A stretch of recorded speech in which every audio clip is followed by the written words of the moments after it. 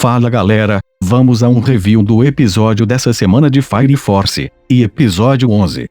Por favor deixem o like e se inscrevam no canal para mais vídeos sobre animes. Nesse episódio eles fizeram algo que acontecia muito em Sangatsu no Lion, que era do estúdio Shaft, de onde os animadores que estão fazendo Fire Force eram, que é fazer como se fosse mais de um episódio em um só, com mais de um título de episódio.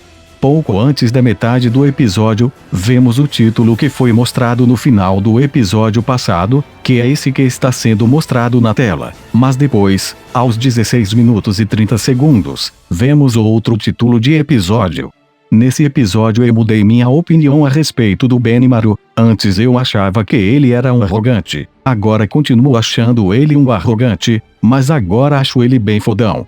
E eu senti como se esse episódio tivesse mais de 23 minutos. Me entendam, eu gostei muito, mas é que eu tive a sensação que aconteceram tantas coisas que pareceu que ele foi mais longo, como se cada segundo fosse bem aproveitado. Logo no começo do episódio o Capitão Obi manda o Tenente Hinawa contar para os outros a história de como foi criado o 8º Batalhão, pois diz que ele é melhor contando histórias. Mas como vemos depois, ele fez isso porque a história inicialmente envolve o Hinawa e a perda de um amigo dele, então faz mais sentido ele contar. A cena é bem informativa. Vemos o Hinawa comendo com um amigo no refeitório, nos tempos em que ele ainda era sargento. A Ma que aparece nessa época era muito magra, vejam os braços dela como eram finos. Ela realmente deve ter feito muita musculação para ficar tão forte como ela é hoje em dia. O Hinawa diz que ela é filha de um general, e por isso se esforça muito mais, para que os outros não fiquem falando que ela só está ali por ser filha de alguém que tem muita influência.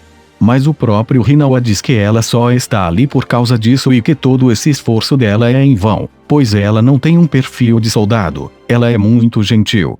Então o amigo do Hinawa, que se chama Tojo, mostra ele uma arma que ele levou para batizar na igreja, pois segundo ele, entre uma arma que foi batizada e uma que não, é melhor morrer com uma que foi batizada. O próprio Hinawa diz que não liga para isso, mas logo depois vemos uma cena que vai mudar a mentalidade dele para sempre. Talvez o motivo pelo qual eles têm uma freira na brigada deles. Enquanto seu amigo está lendo, ele de repente se transforma no infernal. E eu considero essa cena bem icônica, pois ela nos mostra que ninguém está imune a isso. Qualquer um pode virar um infernal, inclusive os membros de brigadas. O Tojo pede para que o Hinawa atire nele enquanto ele ainda está consciente usando a arma batizada, mas o Hinawa não tem coragem, e ele acaba sendo metralhado por outros soldados. Eu considerei essa cena bem forte.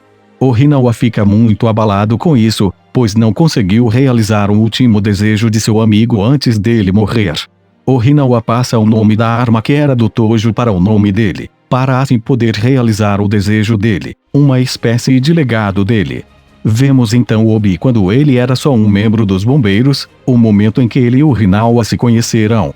É um local em que está acontecendo um incêndio, com infernais. Mas os membros de brigada que estão ali não ligam muito para respeitar as pessoas que viraram infernais e os membros de sua família, eles fazem uma espécie de joguinho valendo pontos com eles. E é por isso que os futuros capitão e tenente da 8ª acabam virando amigos, pois os dois não gostam desse jeito desrespeitoso que estão tratando os infernais e decidem fazer algo a respeito. E os dois não ligam de serem punidos se for para botar um infernal para descansar de forma respeitosa. No local em que o infernal está, após uma conversa com Obi, o Hinawa finalmente cria coragem e mata ele usando a arma, até porque Obi só tinha um machado, e assim seria bem mais doloroso. O Obi percebe que o Hinawa é uma boa pessoa, que tem uma visão sobre os infernais parecida com a dele, e decide chamar ele para o batalhão especial que ele vai criar. No local em que vai ser a sede do batalhão eles conversam sobre como vai ser difícil conseguir membros dignos, mas o Hinawa fala sobre a Maki, não só por ela ser muito dedicada ao treinamento, mas também por ser uma pessoa muito gentil.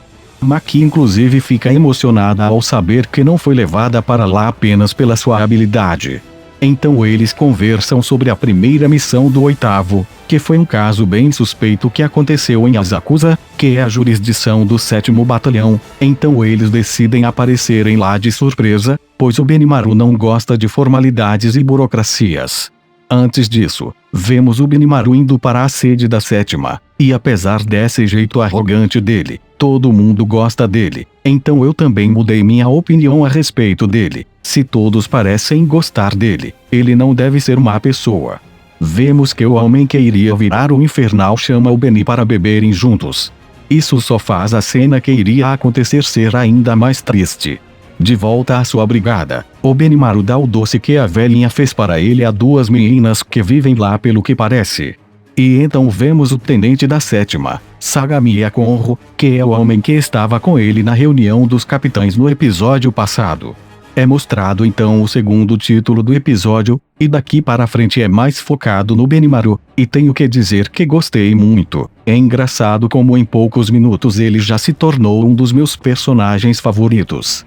Os Shinra chamam ele para uma luta, e eu confesso que eu fiquei curioso para ver como seria a luta. Não que eu tenha dúvida de quem ganharia. O Benimaru daria uma surra nele, é claro, pois o Shinra não conseguiu nem derrotar o outro capitão que era mais fraco que o Beni. Mas eles são interrompidos porque aquele homem que chamou o Beni para beber se transformou no infernal. E nessa jurisdição eles têm um jeito diferente de honrar a morte de alguém, que é através da destruição. Eles não se importam de tocar fogo em casas e destruir elas, pois a velhinha diz que isso pode ser reconstruído, mas a vida da pessoa acabou para sempre. Tenho que confessar que entendi a lógica deles, mas não faria o mesmo. Acho que se continuarem fazendo isso a cidade vai se reduzir a pó. Mas a cena do Beni indo botar o infernal para descansar é muito bonita. Ele vai voando e leva algumas lanças que parecem umas vassouras, que ele toca fogo e usa para destruir as casas. O Shinra observa tudo. E então temos a revelação que eu considero a mais bombástica do episódio. O Beni é um pirotécnico composto, ele pode usar tanto o pirocinese de terceira geração, como tem a habilidade de controlar as chamas dos de segunda geração. O cara é muito foda. Não é à toa que é o mais forte. Ele mata o infernal enfiando a mão no coração dele, numa cena bem parecida como o Flash Reverso costuma fazer lá em Flash. E o episódio acaba com o Beni comendo um dos doces que a velhinha fez para ele. Eu considerei um episódio excelente, me emocionei com a história do Hinawa e gostei muito de como foi criado o 8º Batalhão. Além disso, me fez mudar completamente de opinião com respeito ao Beni, agora ele é um dos meus personagens favoritos. Mal posso esperar pelo próximo episódio, que pelo título, parece que vai ser focado nessa região da 7ª, Asakusa.